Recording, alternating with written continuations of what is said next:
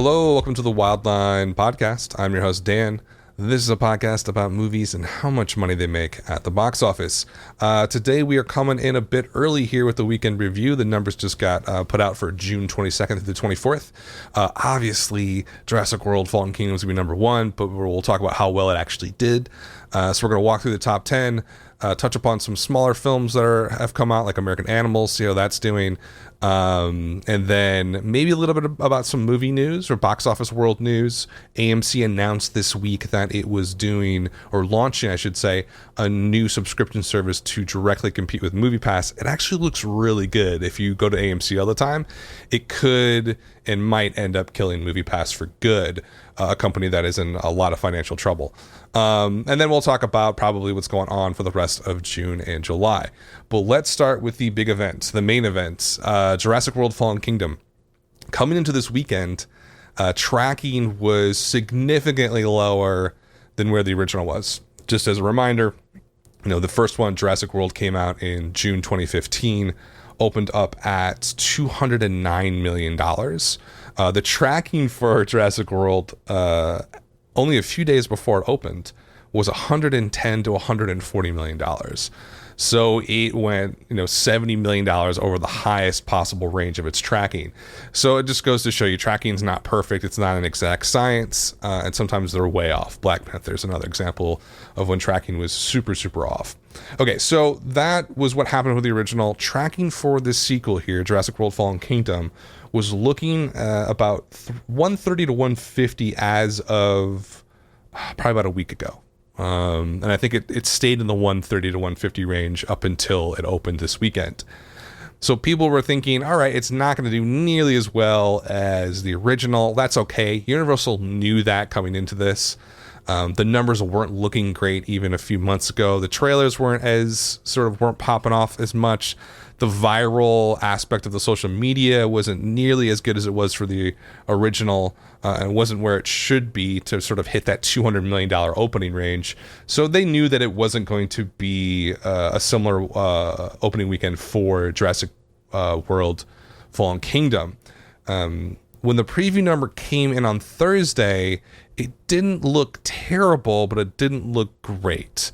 Fallen Kingdom came in at $15.3 million on its Thursday night. The shows started at 7 p.m. Thursday. Sometimes they start at 6, sometimes 9. But they were 7 p.m. shows starting, did 15.3 million. So that put it in the range of about 130-ish. You could argue, because it was a sequel, that it was going to be a little bit front loaded. So I could see it going below 130 with that 15.3 preview number.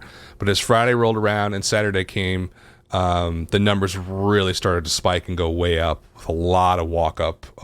Just like the original Jurassic World, tons of walk-up audience. Same thing here with the sequel. So the official number, as of about 30 minutes ago, they released the estimate for this weekend. It was looking like 147, but they actually bumped it up to $150 million for Jurassic World Fallen Kingdom. So a high end of that tracking. Remember, tracking was 130 to 150. There was amongst the box office nerds, there is a lot of sort of trolling and sort of concern that Fallen Kingdom might fall below $100 million opening weekend. And I was one of those people. I'm probably pushing that narrative because I'm just like for fun. It just, something seemed really off with this movie. The marketing did not seem good. The story did not seem good. The reviews were honestly pretty terrible across the board. Rotten Tomato score 50% from critics. Top critics gave it even worse, a 45%, 5.9 out of 10 actual rating. So critics hated it. They also didn't like the first one. The first one popped off, but this one just didn't seem like it had any of the cachet of the sort of nostalgia hype that the original Jurassic World had. Everybody was super psyched for a new Jurassic World movie, or Jurassic Park movie, I should say. The nostalgia feelings for the original sort of hit a peak back in like 2012, 2013. So Jurassic World coming on in 2015 was like the perfect timing for that movie. And it just really, Jurassic World surprised everybody with its opening weekend. It also surprised me with its its great run. It just did not seem to go away. And it played really well with people under 25. So when the second one was coming around, really 3 years later, your expectation based on the first one, if you didn't see any of the marketing and you didn't know anything about the plot or anybody involved, you would think, oh, it's going to do 180, right? 190. Maybe it hits 200. Maybe it goes higher. Maybe we have a Star Wars situation here. But once the media for it started to get leaked out, the images, the trailer, it just did not have the spark of the original at all. And it seems so disconnected from the first Jurassic Park. This one feels a lot more like a Lost World or Jurassic Park 3. And I know I sound super negative right now. That's just sort of the context going into this weekend. It actually it performed very well compared to those expectations. My expectation was it's going to do probably, if I had to like bet $100, like 125 would have been my guess, somewhere in that range. So it definitely outperformed my expectations, and it also hit the high end of the tracking. And I think Universal is going to be pretty happy with this performance. Now, we talked a little bit about the Rotten Tomatoes score, very low from critics. So what are audiences thinking about Jurassic World Fallen Kingdom? They obviously were excited enough to go and buy tickets, walk-up tickets this weekend. So there definitely was some buzz and excitement there from the audience. In terms of their rating, 62% on Rotten Tomatoes audience score, which is very bad. But we can't take Rotten Tomatoes seriously at all. That has, I don't know if I talked about it last weekend, but it's been all over sort of the box office forums and movie news like Variety and Hollywood Reporter, that a small film called Gotti with John Travolta, which was also, I think, co-financed by MoviePass. MoviePass is in a really weird place right now. There's a lot of negative press. I don't know if it's like the bigger people in the industry pushing this negative press, or they're just really making a lot of mistakes. I'm not really sure. But they helped finance or push this movie Gotti.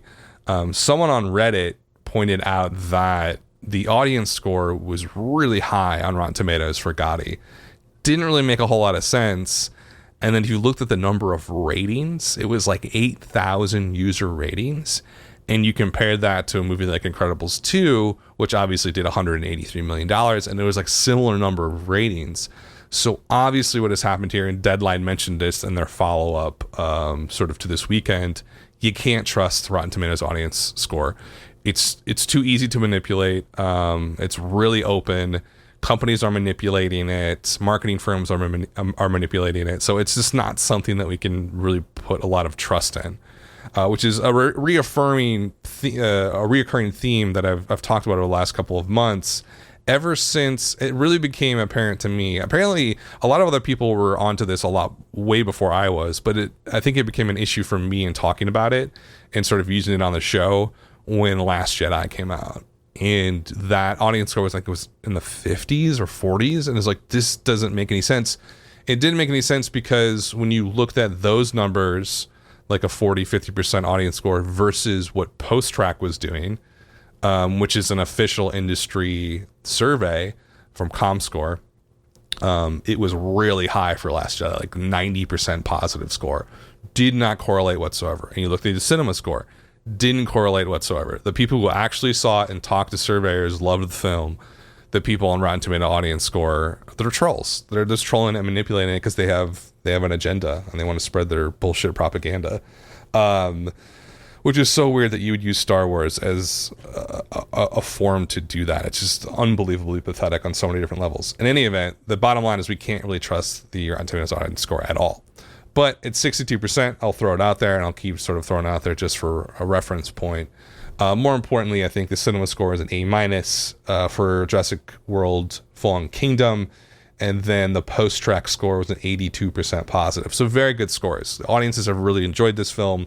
In terms of who saw this movie this weekend, men made up about 58% of the audience versus women 42%, so definitely skewed towards male. Over 25 was 52%, under 25 was 48%, so a slight edge to the over 25 group. Within men themselves, men over 25 was 30% of the total audience, men under 25 was 28%, so pretty even there. With women, it was a little bit different of a split. Women over 25 were 22% of the total audience. Women under 25 was the smallest overall group with only 19% of the audience. So the performance here is good. Hit high end of tracking. It's looking like if you throw out some numbers just for fun, it's looking like it's going to easily hit $1 billion worldwide. And I was doing some math last night based on the first one and based on Deadline's sort of profitability analysis from the original. This thing's easily going to make $100 million in profit, maybe a little bit higher than that. So it's a win. Is it a huge win? Not really. Is it performing well? Yeah, it is performing well. Now you compare it to the original, not fantastic. But I think everybody's expectation going into this movie wasn't even going to be close to the original. Certainly there was a possibility that it could get that bump, but it just goes to show you that the original Jurassic World was kind of lightning in a bottle that weekend, and it just became sort of a hype meme where everybody had to see it. It became like a social phenomenon, like everybody's talking about it. So this one's a little bit different than that. In terms of the production budget, $187 million production budget. Deadline mentioned $185 million marketing campaign. I'm not sure. It's like a partner marketing campaign. You got to read the article. I don't really know what the hell they're talking about. I mean, I get what they're talking about, but is that traditional marketing? Is that an actual marketing spend? Because that seems incredibly high. Normally for a worldwide release, just marketing alone for a movie like this, is probably like 120-ish, 130-ish. 185 seems like off the charts high. That will cut into their profit margin if that is the case. Compared to the other Jurassic Park movies, just sort of reference, the original opened at $47 million back in June 1993, closed out at $357. These are not adjusted, by the way. Lost World, which is just like, okay, the original Jurassic Park is essentially a masterpiece. I think everybody will admit that. It's not just nostalgia that people are looking back. You go back and watch Jurassic Park, and it's such a well-made Spielberg movie. Like it's like the definition of popcorn tentpole summer movie. It's like the perfect, the paradigm of it, if you will. So it reminds me of Jaws a bit. And so there's no really arguing the sort of the performance of that and the status of Jurassic Park in our culture. It's an icon. Jurassic Park Lost World came out in May 1997. I remember seeing this opening weekend. Opened really high, 72 at the time, of course. Closed it at 229. I believe it had, I want to say like a B cinema score, something like that. Was not well received. As you can tell with the legs, not great legs compared to the original. And also it's one of those movies that seems like it's gotten worse as time has gone on, whereas Jurassic Park has aged like a fine wine. Lost World is just not a good movie. And even worse, Jurassic Park 3, which I saw in a drive-in, July 2001. I don't even know if that drive-in still exists anymore. $50 million opening, closed out at 181. Really bad movie. B- cinema score for that one. So Jurassic World, rebooted the series 14 years later in 2015, opened at 208, closed out at 652. And here we have Jurassic World Fallen Kingdom opening at 150. Probably will close out in the low 400s. So at least $200 million off of the first Jurassic World. And then worldwide probably does about 1 billion, 1.1 billion, somewhere in that range. A good $500 million off the original Jurassic World, which did 1.6, almost 1.7 billion. So it just goes to show you Jurassic World is a really special film at a special time. Is that movie really all that good? Go back and watch it. It's not really all that good. Jurassic World Fallen Kingdom is doing well. It's not a bad performance. It's not a fantastic performance. It's kind of right in with what we expected. Per theater average, it was a massive opening, 4,475 theaters. Per theater average was 33,500. We'll see where this one goes. So the big question for me with Jurassic World Fallen Kingdom in terms of its multiplier and how it's going to play out over the next few weeks, a really low Rotten Tomato score. And from critics, obviously the audience score is low as well, but we really can't trust that. I'm looking at the cinema score and post track. I don't see any problem with this thing doing 2.5x at least. I don't think would have a problem doing that. Does that put us right at 400? I think 375. So yeah, I think it's gonna hit 400 pretty easily. and then it should go on to $1 billion. But we'll see how it drops next weekend. Because the next one we're going to talk about dropped a lot more than I expected. Coming in at number 2 this weekend was Incredibles 2 at just about $81 million. A really high drop for a children's film, 56% drop from its initial weekend. Now, the initial weekend was amazing, right? Like highest animated opening of all time at 180 to 183. But a 55% drop, what happened here? People love the movie, got really high scores and marks, so it's not a quality problem. Essentially what happened is Jurassic World 2 really cut into it and that audience. A lot of crossover there with families and younger kids and younger people in general.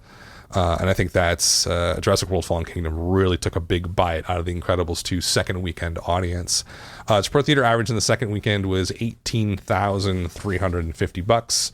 Total take so far for Incredibles 2 is $350 million. Let's see, is it open internationally all over the place? Yeah, 134 internationally so far. So the worldwide gross for Incredibles 2 is 485. That is going to print money for Disney. I can only imagine profitability on that. It's going to be $200-300 million easily. So a massive, massive win for Disney on that one. And we'll see how those drops play out. I don't know. It might just be a one weekend thing. We'll see what's opened up in the next couple of weeks, but I don't know. It seems like it's a one-off just because of Jurassic World 2. I don't see drops going north of 50% from here on out for that movie until it probably closes out in a couple of months. So we will keep an eye on that one. Number 3 this weekend was Ocean's 8 from Warner Brothers, $11.6 million, 39% drop. Not bad. Lost about 490 theaters. It's still in about 36, almost 3,700 theaters. Per theater average in its third weekend, 3187. So okay, not terrible on a third weekend. Total take so far just broke the $100 million mark here domestically. Internationally, only did about 70 million, so it's at $170 million total worldwide. I talked about that one at length previously. Not a flop, not a great performance, kind of right there in the middle. I think Warner Brothers, they really wanted this to take off a little bit more, but I just don't think the quality of the film was there for that. 67% Rotten Tomatoes from critics, a really awful Rotten Tomatoes score from audiences, but obviously I can't trust that. It just, quality-wise, from what I've read and what I've seen, I haven't seen it yet. It just didn't really connect with audiences the way they wanted it to, so it's not going to be a massive $200 million domestic movie. It's not going to happen. But it's an okay performance. Definitely not a flop. I do kind of think it is a missed opportunity for Warner Brothers. You have an amazing cast, amazing sort of franchise to be a part of or bring back and reboot on some level. I felt like they could have done a lot better with this film. I think some of it, and I talked about this maybe like a month ago before it got released, a lot of it seems like it's mismarketed or it wasn't marketed in the right way or certainly early enough. I think they should have been, pumping us full of ads back in April. I didn't see an ad for this until like late May. So they started really late, it seems like. So I think a little bit of a missed opportunity, but definitely not that much of a disappointment in terms of its performance. Number 4 this weekend was Tag, 8.2 million, also from Warner Brothers. 45% drop. Didn't lose any theaters, still in about 3,400 theaters total. Per theater average was $2,425. Total take so far for Tag is just about 30.3 million. It is in its second weekend now. So I think the story on Tag is it just sort of disappeared. It's been a really odd. I talked about this movie a little bit more last weekend with Radar Comedies, and there just has not been a lot of breakouts besides the women-focused Radar Comedies. The Bad Mom, Girls Trip was a really breakout hit last year. Bad Mom's Christmas did not do so well this last holiday season. But I think Tag is just sort of like Blockers, like Game Night. It's doing worse than those. But they're all sort of definitely on the disappointing side of things. Not even really adequate performances, just not connecting with people. Tag, I think, had a lot of problems with it. The trailers weren't good. The premise didn't really make a whole lot of sense. It didn't seem very funny based on the trailers. I don't know about the final product. I didn't see it. 56% on Rotten Tomatoes from critics, but critics are pretty harsh on comedies in general. Top critics were a little bit lower at 48, 65% Rotten Tomato score. If you want to consider that. So it just, I don't know. It just seems like, why are you doing this movie? There's nothing interesting. There's no hook to it. It just seems like another comedy. It's almost like a Horrible Bosses 2. It's like, why would you make this? So not a great performance at all, I would say. The saving grace of all these rated R comedies is that they might be underperforming, but because their production budgets are so low, they're not going to lose a lot of money, if any money. They might break even or make a little bit of profit. Tagline cost $28 million to produce. So that was number 4. Number 5 was Deadpool 2 from Fox. 5.2 million, 39% drop in its 6th weekend. It did lose about 800 theaters, so it's on its decline here out of the multiplex. It's still in 2,400 theaters. Per theater average was about almost $2,200 per theater. Total take so far on Deadpool 2 was 304. This one, remember, opened a little bit lower than the expectation. People thought it was really going to pop off because the original was such a surprise to everyone. It opened at 125, nothing to scoff at. Really, outside the context of the expectation, fantastic opening. And its performance is doing pretty well. I mean, 304 you can't really argue with. Worldwide, it's looking at $700 million so far. This one kind of, in a weird way, feels like Ocean's 8 in that it's performing well, but it does slightly feel like a little bit of a missed opportunity. I thought Deadpool 2 was going to do significantly better than the original. That's not going to happen. It's actually very similar, now I'm thinking about it, to Jurassic World Fallen Kingdom. You have a sequel to an original that really surprised people, really popped off, and the sequel is not doing necessarily poorly. It's just not even coming close to the original and sort of matching that magical run of Jurassic World, or in this case, the original Deadpool. So it's doing okay. I think it's going to be profitable. That shouldn't really be a problem, but it kind of does feel like a little bit of a missed opportunity for Fox. I'm not sure really why that happened. I had a massive drop on its second weekend. The movie itself was pretty good. I saw it. I guess I gotta have a caveat to that. Like, it was interesting, it was engaging, but it kind of felt like a tepid action movie more than anything, and it didn't really seem. I think the biggest thing for me, the best review I've heard of this was Mark Kermode, who if you're ever interested in film criticism, just look up Mark Kermode. He does all the BBC stuff, and it's all on YouTube too, which is amazing. Yeah. He's always got an interesting take on films, and I think he hit the nail on the head with Deadpool 2, where the original felt so fresh with the brand of humor, the hard R, the gratuitous violence. It just felt super fresh at that moment compared to the other comic book movies that were coming out. And remember, we were in a really odd lull when Deadpool 2 came out because the previous couple of comic book movies, F4 had completely flopped. And that was the previous comic book movie, and that was like 6 or 7 months before Deadpool came out. So it was a weird lull, and then Deadpool came out like a atom bomb and really invigorated the whole genre, I feel like. And so Deadpool 2 just didn't have that spark of the original at all. And the comedy got boring. It's like, oh, I get it. Like, this is ironic and postmodern, cool. The story seemed kind of flat to me. It was an exciting movie, and it was fun, but it just didn't have. There's no real reason to see Deadpool 2 twice. And I think some of that is the reason why it's not performing up to par with the original. Okay, so that was number 5. Number 6 was Solo, a Star Wars story, in its 5th weekend. It seems like this movie's been out for 20 years. It did $4 million this weekend, dropped 60%. That's not good. Lost about 850 theaters, still in about 2,400 theaters. Its per theater average in its 5th weekend was $1,700. Not so good. Total take so far for Solo Star Wars story, $202 million in its 5th weekend.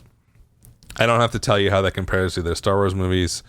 It's obviously not even close. This is a massive, massive flop for Disney, compounded by the fact that the production budget was probably $350 million and on higher, because about 85% of the movie had to be reshot by Ron Howard. I don't know. And there's some Star Wars cancellation stuff that like I heard about that I haven't really followed all that much.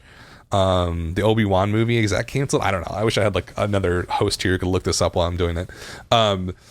Yeah, basically they're changing, and I said this is going to happen. Solo is a significant enough collapse and flop. Here's the thing you have to remember. The way the industry works now is that it's big bets for big payoffs. And that works for like, a few movies. But when they bet big like Solo and lose, it's a massive loss for them. And so, Disney and Kathleen Kennedy and everybody involved over there in the Star Wars franchise has to sort of go back a little bit to the drawing board. Obviously, the new episode's coming out in 2019. That's not really obviously in jeopardy at all. People are going to show up to see that. But I can't tell. And I talked earlier about The Last Jedi and the Rotten Tomatoes score. I can't tell if there is an actual negative reaction to that movie beyond sort of the troll environment and alt-right people. It seems like there is. It's almost like this weird Venn diagram where you get alt-right people who are against Star Wars because they like to promote women and people of color. Heaven forbid, right? Such weirdos. There's that group of people, but then there's also another group of people who aren't racist and sexist, who saw Last Jedi. I would lump myself into this group if I may, that just didn't really enjoy it that much. And now that I'm thinking about it, if you kind of relate it a little bit back to Jurassic World Fallen Kingdom, here we have Force Awakens comes out, and it's the first real continuation of the Star Wars story. So let's throw out the prequels. Which, whatever. The prequels are the prequels. Force Awakens didn't really feel connected to the prequels at all. It felt connected to the original trilogy. And so what, 30 years in the making or something? And, Force Awakens obviously pops off, does insanely well, really cashes in on the nostalgia and the love for the original Star Wars movies. In the same way, Jurassic World connected with the original Jurassic Park nostalgia and popped off. And in each case, the second movie in the series did significantly worse than the original. So I wonder if there's and there's a whole subplot to a South Park season about this, about how nostalgia can be used commercially. But the problem is that you can only go back to that well once. And if you try to keep going back to the nostalgia well, it doesn't seem to work as well, if you will. And so I don't know if Star Wars has sort of hit that nostalgia, wall, or it's like their well's completely dry for Star Wars nostalgia. It doesn't necessarily feel that way, but you look at the performance of Last Jedi and you look at the performance of Solo, it just doesn't have the magic anymore. Even with Rogue One, it felt kind of magical. I love that movie, by the way. It's a masterpiece. The best written Star Wars movie ever. Even then, it felt like there was still some of the original sparkle and magic of the original Star Wars trilogy. And certainly with Force Awakens, it was there. I mean, it was a copy of A New Hope. I mean, it wasn't even a new movie. It was almost just like a redo. I do wonder if that nostalgia is just run dry for Star Wars on some level. And if they're going to have a hard time. Maybe the next episode does really well and people love it. I don't even know who's directing this. J.J. Abrams, probably. I got to look that up. I kind of wonder. I think it's going to do okay. But I would be concerned about these one-off films, because Rogue One did well. It did decently well. Had a great multiplier. It didn't open super high compared to The Force Awakens. But Solo's a disaster, an absolute disaster. Yeah, J.J. Abrams is doing episode 9. Comes out December 20th, 2019.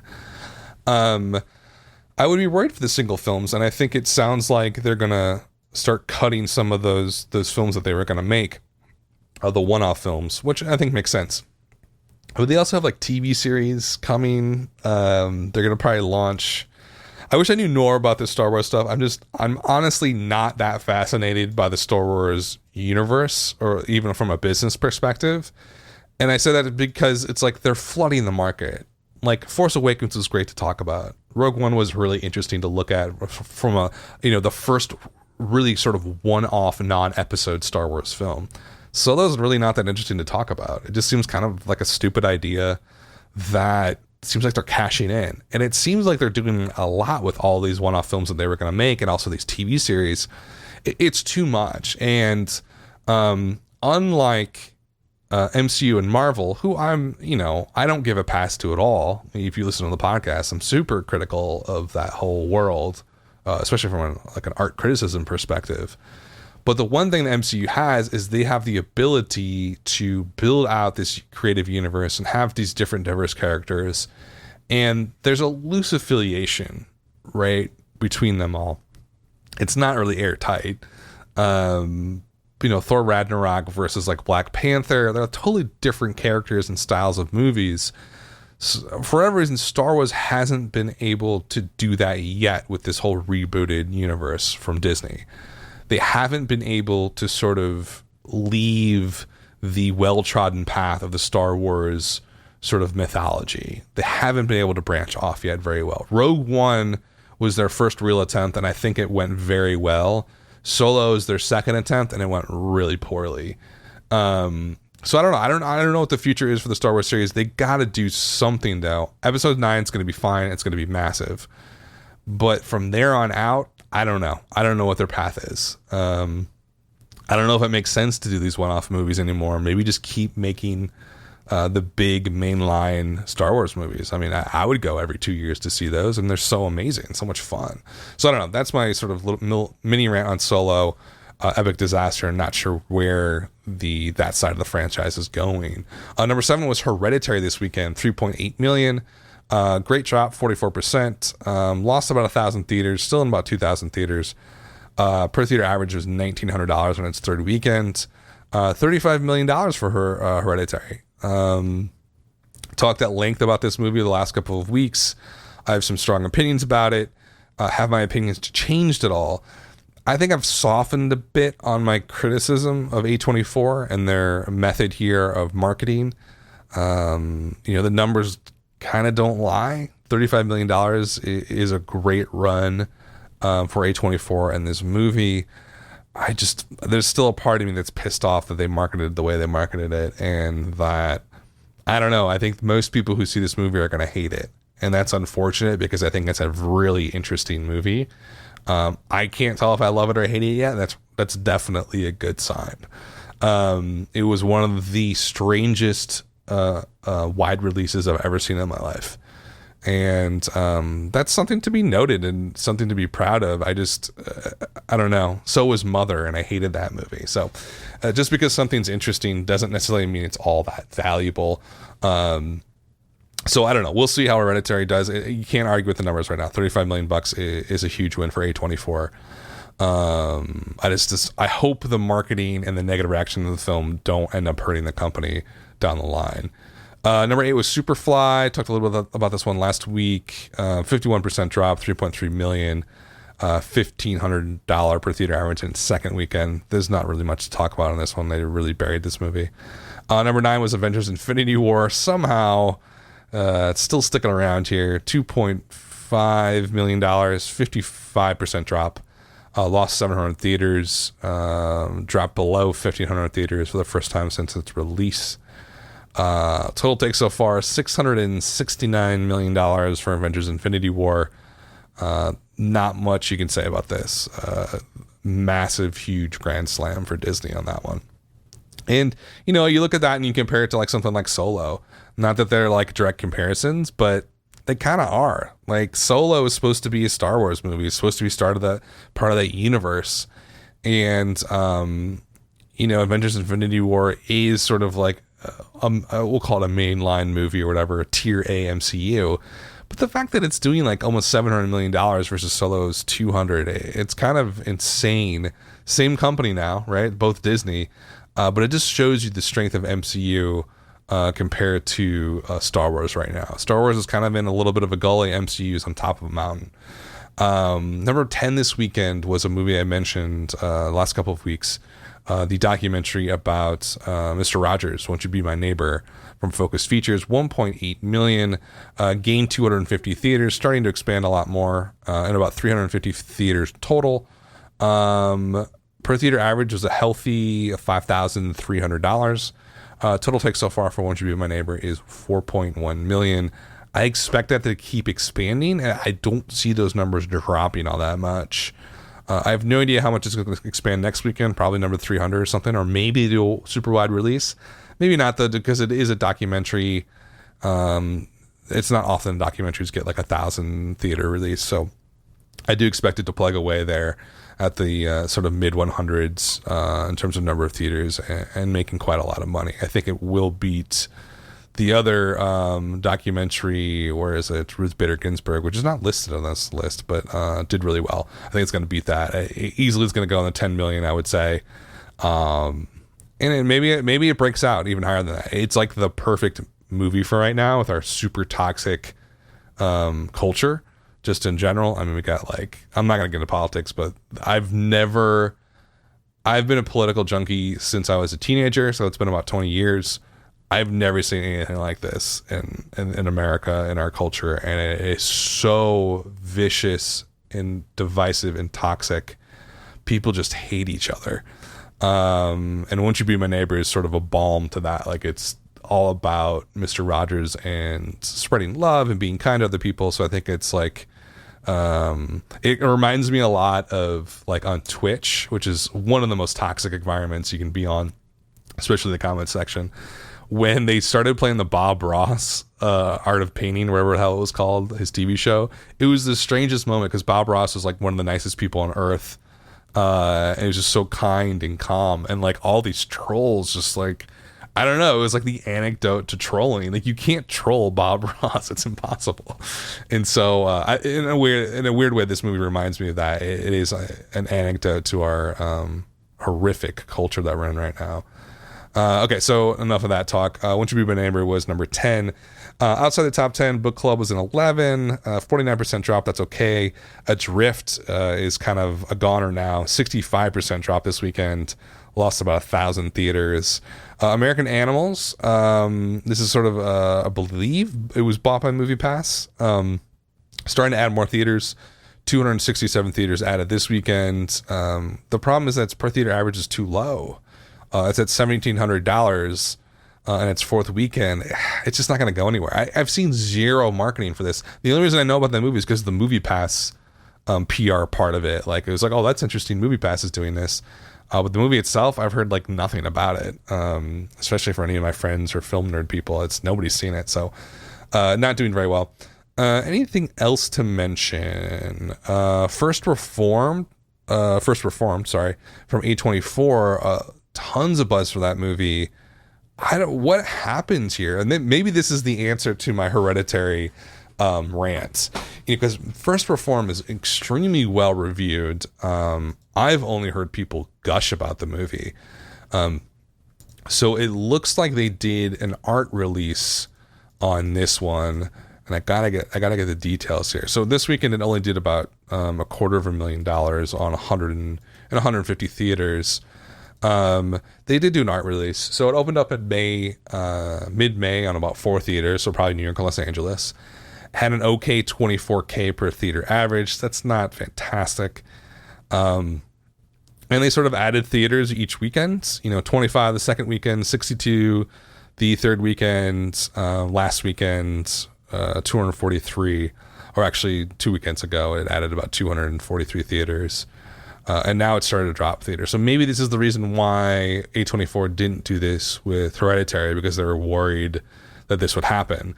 It wouldn't connect with the New York, Los Angeles, and then like the bigger cities as it expands. Maybe it wouldn't have connected in the way that it did with a wide audience. I don't know.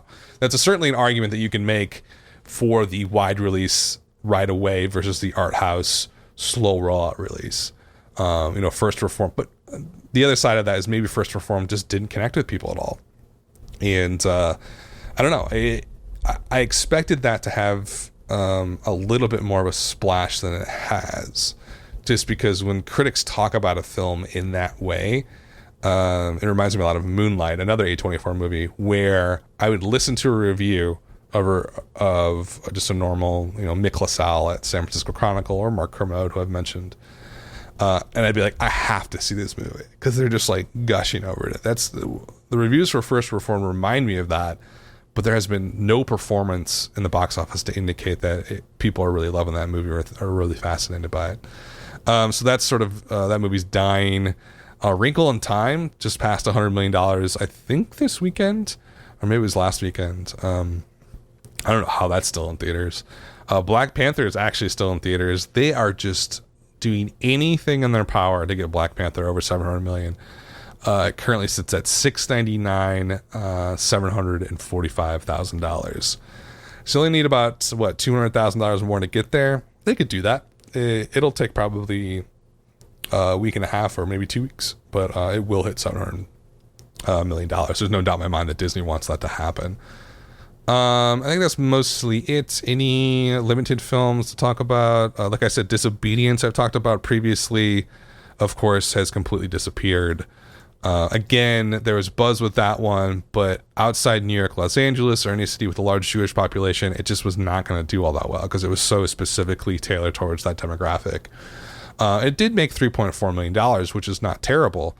But they were like, oh, it made, its per theater average was $47K. Compare that to First Reformed, which was only $25K. It's almost double what First Reformed was doing on its initial opening release. And they're, Deadline's like, oh, this is so high. Yeah, it's not going anywhere, right? Just because a movie does well in New York, Los Angeles doesn't mean it's going to play well in Omaha. I mean, it's just doesn't happen. So, Disobedience is now sort of on its way out, like First Reformed. Okay, enough of that. Let's talk a little bit about, I don't really want to talk about, if you are interested, definitely check out, so I talked a lot about MoviePass on this podcast. I've been using MoviePass for like 3 or 4 years. I've used it when it was like $40 a month. I was just wasting money because I didn't go like 5 times a week. Like you would need to make it make sense. And I've been following it closely and on the podcast ever since last summer when they dropped the price at $10 a month. It has been like a pipe bomb going off in a church in terms of its impact on the movie theater industry. It is just like, it's insanity. And it's just the way the industry has responded has been so telling. MoviePass are iconoclastic. Like, they just don't care. They are more than willing to screw with the entire industry to sort of win.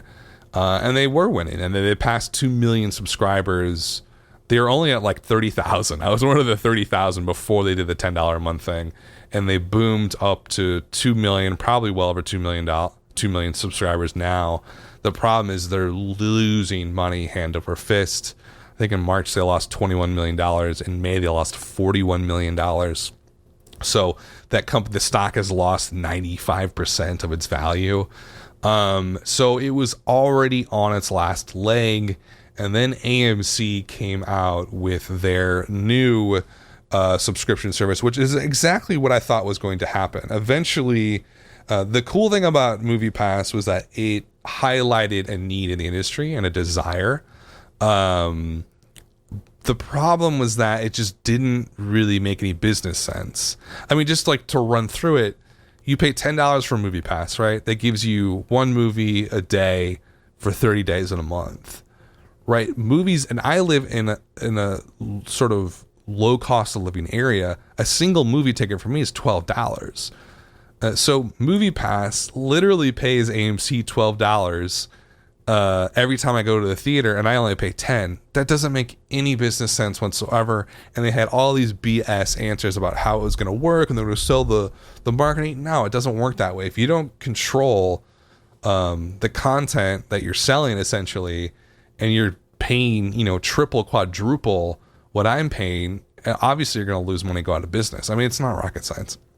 What they were trying to do was puff up their subscriber base, like they have to the 2 million, and then eventually get bought by an AMC or Regal. That's what they were trying to do. They were never going to compete with these big companies. They just wanted to puff up their numbers and get bought. just to show their value. Like, look, people do love this. Well, yeah, I do love paying only $10 a month to see every movie I've ever wanted to see, but it's unrealistic to sustain that. AMC came out with their A-list subscription service. 3 movies a week. No restrictions like you have on MoviePass. You can see IMAX, Dolby Cinema, Prime at AMC, Real 3D, all that kind of stuff. So you get all that stuff. 3 movies a week. I think it's $20 a month. Let me see. Yeah, I think it's about 20. This is it. I mean, it's over, right? Like, the moment that a major chain came out with their own subscription service. Now imagine in the UK, these are all normal. In the UK, they've had subscription services to movie theaters for a long time. The United States just didn't have it. MoviePass made everybody realize that they wanted it. They want to go to the movies a lot. MoviePass was just not a business that is really viable, and it will be out of business sooner than you think, maybe even by August. You can't be losing $40 million a month and think things are going to keep going the way they're going. Now, MoviePass is trying to make all these changes. It's just like rearranging the chairs on the Titanic. It's not going anywhere. AMC's Stubbs A-List subscription service is going to kill it, I think. It's kind of the nail in the coffin. Just because it's a good value. It's $20 a month. You can see 3 movies every week. If I see 2 movies in a month, I've already paid for that. Already. I mean, it's already done. So it's like, it's a no-brainer for someone like me. Now, because I go to AMC movie theaters. Now, if you don't go to AMC movie theaters, you don't have one close to you, then yeah, sure, you're probably going to keep MoviePass for a while. Hell, I might even keep MoviePass to go to the Regal that plays art films around me sometimes. It's only $10 a month. I mean, like, if I go to a single art film, then it's going to pay for itself. So, but no, I think it is, AMC has sort of, has launched the sort of final assault on MoviePass here, and I think it is game over for MoviePass. But I think consumers are going to win at the end of the day. MoviePass was unrealistic; it was never going to last. This will last, right? And now Regal's going to come out with a very similar subscription service, and they're going to compete with each other, right? And we're going to have some open market competition, and I think the movie theater business is going to change forever because of this, and I think it's going to be awesome. But definitely check out the details on AMC Stubbs A-List program. I think it's pretty cool. I think it's actually, compared to Cinemark's stupid subscription service, which didn't make any sense. I don't even know what the hell that one was, like $1 a month or something like that. It was so stupid when it came out. It just was not really clear competition, and they were just trying to squeeze more money out of people. AMC is actually a value, right? AMC understands that we own these movie theaters. We're not using them all the time. If we get more people to come here, and maybe they pay less per visit than we had them paying before, but they're going to pay more for concessions each time. Like, it makes so much business sense. It's really surprising that they didn't do it before, but it took someone like MoviePass to force the hand of AMC and Regal and Cinemark to say, hey, we need to give our customers a different option here, and that's what's happening. Okay, so that's my brief aside about the industry. Let's see what's coming out over the next couple of weeks, and then we'll close out the show here. So we're getting closer to obviously the July 4th holiday. We're really deep here in the summer movie season, and it'll be interesting to see how this summer closes out. When I looked at this summer season earlier, it seemed very sparse to me. And kind of a weak lineup, and very front heavy up and through Jurassic World. And in the deadline recap today, some analyst was basically like, this is the last $100 million opening movie on the schedule until the holidays. Unless Ant-Man can open $100 million, which is totally possible. Ant-Man and the Wasp comes out on July 6th. So we're going to enter into a lull here that I'm not sure how long it's going to last, but let's see here. Let's do a quick rundown on what's coming out. So obviously this is June 22nd. This weekend, Jurassic World did 150. Coming out next weekend, Sicario, Day of Soldado. I thought this was really going to pop off. It's super timely now with the whole border conflict that's going on in the United States with Mexico.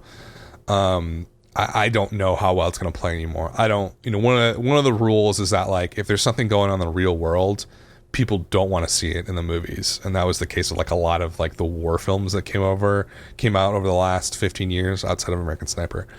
A lot of people don't want to see that stuff because they see it on the news, and I think that might be the case with Sicario. So I don't think it's going to open up as high as I thought it was going to. Ballpark on that, I have not looked at tracking. I'm just guessing. I don't know, 22, 23, somewhere in that range. Uncle Drew is also opening wide next weekend. I think that one's going to do quite well. I think it's going to surprise people. I don't know if we're talking like high teens, 20s, maybe 30s. I do think it's going to play pretty well. I'm not sure how many theaters are going to open it in, but I think it's going to outperform its expectation. They're into July already. Quick summer, right? First Purge comes out on July 4th, which I believe is a Wednesday this year. It is. So it comes on July 4th holiday. Then that weekend, here's a big question I have. Why is Ant-Man not opening up on June 29th? I feel like it would just be a great movie to play through the July 4th weekend. It really is strange. Spider-Man Homecoming kind of did the same thing last year when it opened after July 4th. I don't know. Maybe July 4th is obviously barbecues and fireworks, so people are not going to the theaters. I don't know. People are going to be off that week, it seems like. So I don't know. It would make sense to take advantage of that. So Ant-Man and the Wasp opening July 6th. I don't know what that one's going to do. There's a lot of argument about this one on the forums as well.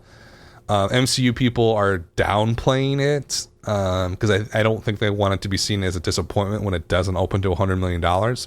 The original only opened to $55 million. It did close out at 180, so it had a good multiplier, but a really low opening compared to other MCU films. I don't know what this one's going to do.